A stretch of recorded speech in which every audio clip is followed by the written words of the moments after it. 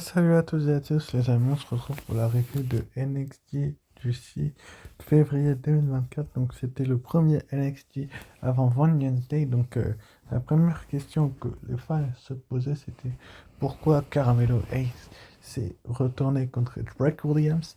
Il a dit nothing, enfin rien, je vais pas le dire tout de suite. Donc il s'est ensuite après barré littéralement. Donc il en avait un peu rien à secouer de se faire un petit peu huer et de se prendre une bronca. Donc, il le savait très bien, hein, Carmelo Hayes, en fait. Enfin, sa trahison était prévue depuis un paquet de bon bout de temps, mais bon, la WWE a attendu un petit peu et elle a eu raison de le faire.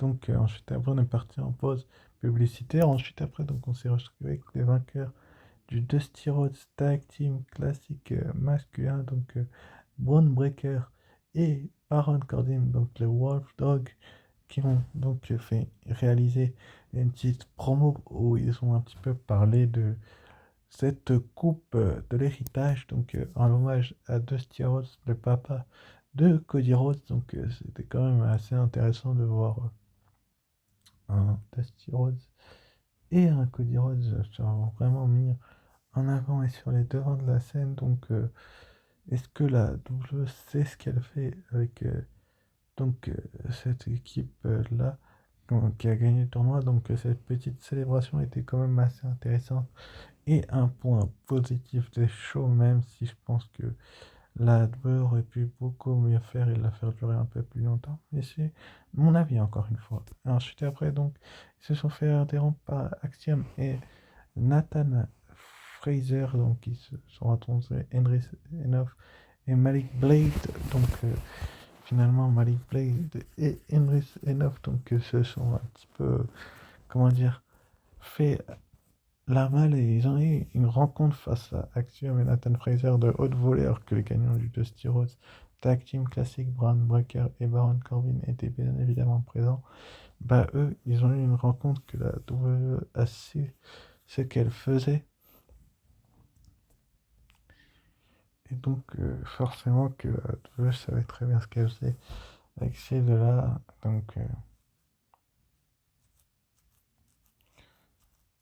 Donc, euh, donc est-ce que la WWE a donné la victoire à l'équipe qui l'a mérité le plus? Je pense que réellement, si on prend les deux équipes ont livré une super bataille et la rencontre est revenue finalement à une victoire pour Axiom et Nathan Fraser. Donc, là, c'est une image d'un combat qu'ils se sont affrontés, j'en suis désolé, mais ils ont bel et bien gagné en équipe et ils se sont pas affrontés. Mais bon, cette victoire, elle est vraiment bonne pour leur confiance parce que si tu les mets pas en confiance, bah, tu te retrouves comme ça ensuite après. Donc Corbin et Breaker vont attaquer les vainqueurs, ce qui va permettre à la famille, donc Tony D'Angelo et Channing Lorenzo, et Adriana Renzo de sortir et de faire le sauvetage.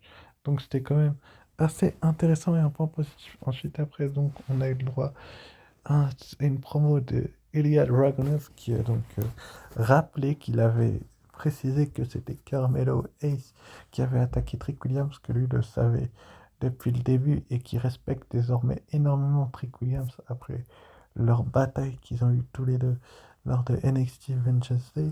Donc Ilya Dragunov a demandé à Carmelo Hayes pourquoi il a fait ça et lui demandé de le rejoindre sur le ring.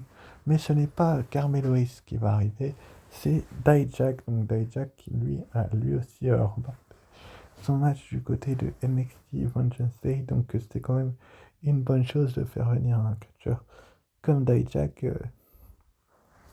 C'est bien évidemment une bonne chose de faire cela, mais bon, est-ce que la WWE va faire en sorte de faire cette rencontre-là? Et bien la réponse est oui, mais un petit peu plus tard. Donc on enchaîne ensuite avec donc, les matchs qui nous avaient été annoncés lors de Vengeance Day. Lexis King contre Rayleigh Osborne. Donc il y a eu une petite altercation en quiz du côté de Vengeance Day avec Rayleigh Osborne qui se moquait un petit peu de la nouvelle version de Chase U. Donc Lexis King, lui, va se retrouver dans un match face à Rayleigh Osborne. Bon, c'était une rencontre que j'ai trouvée personnellement assez lente. Enfin, c'est pas que je l'ai trouvée lente, c'est que la WWE l'a pas hyper bien construite et je pense que la rivalité n'est pas assez intense entre les deux hommes et qu'ils auraient dû attendre peut-être encore quelque chose avant de les faire s'affronter parce que je pense que si tu les faisais s'affronter maintenant, c'est un petit peu trop tardif. Enfin, comment je peux expliquer ça? C'est qu'ils auraient pu le faire bien avant. Du coup, bien après, pardon. Donc du coup, finalement, la rencontre n'avait pas énormément d'intérêt pour les fans. Et donc finalement, c'est Lexi King qui va l'emporter. Donc est-ce que Thea Hill, qui avait invité Riley Osborne pour la Saint-Valentin la semaine prochaine, va, comment je peux vous expliquer ça, euh, euh, l'annuler? Je pense pas. Enfin bref, un point positif. Ensuite, après, donc on a eu la promo de Carmelo Hayes. Donc Carmelo Hayes a enfin expliqué pourquoi il avait attaqué Trick Williams. Donc lui, il était un deux fois champion nord-américain. Ça, on le sait, un ancien champion NXT.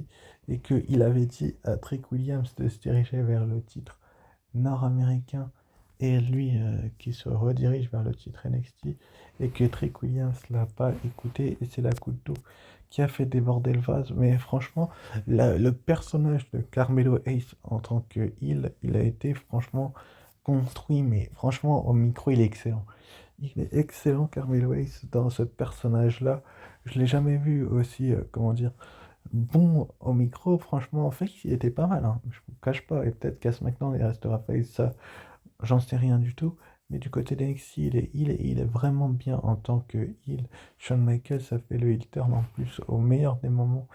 Au début de la route vers Stand and Deliver, sans doute qu'ils vont s'affronter avant ou pendant ou après. En tout cas, Trick Williams est à l'hôpital et il lui a dit d'y rester. D'ailleurs, au passage, Carmelo Hayes, donc c'est quand même un point positif que cette promo et ce nouveau personnage. Enfin bref. Ensuite, après, donc on a eu une catcheuse de NXT, Rhys, je crois qu'elle s'appelle, qui buvait son café, mais Kiana James va lui prendre et le renverser dans la poubelle. Franchement, j'ai trouvé ça un peu dégueulasse. Enfin bref. Ensuite, après, donc on a eu le match entre Roxanne Perez et Lola Vice. Donc Lola Vice, qui, pour ceux qui ne le savent pas, a utilisé son contrat du côté de NXT Vengeance Day, de vainqueur du Breakout Tournament, face alors que l'Ira Belka affrontait Roxanne Perez en plein match. Ça ne lui a pas souri, ça a souri à aucune des jeunes femmes qui se sont donc battues.